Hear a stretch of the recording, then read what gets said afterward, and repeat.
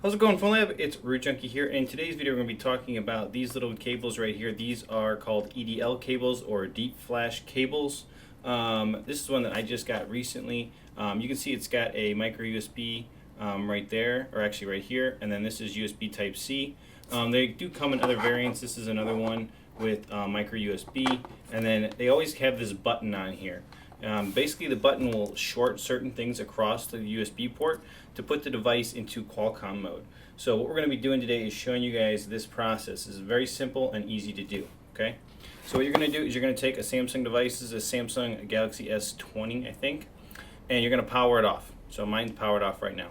So what you're going to do is you're going to spam your volume down buttons as we plug this in. So I'm going to hold this button down with one finger, kind of like this, and I'm going to plug in the cable. Okay.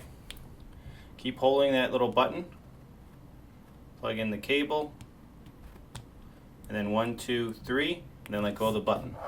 Okay. If you do it correctly, it's going to pop up here on our computer. Obviously, I did not, so I'm gonna unplug it again. We're gonna try again. So we're gonna do hold the button down. Hard to do these things on camera. Okay. As soon as you plug it in, volume down 3 times. 1, 2, 3, release. Let's see if that one worked. So if it works correctly, the screen is blank. That's what you want. And there you go. You can see it came up right here on the screen, and it is in that Qualcomm mode under COM ports. So that is the process. Now you've got this device in Qualcomm mode, and Qualcomm mode is quite unique and very cool what you can do with it, especially when it comes to JTAG and using things like the Octopus JTAG box, which you'll learn a lot more about here farther down in the course.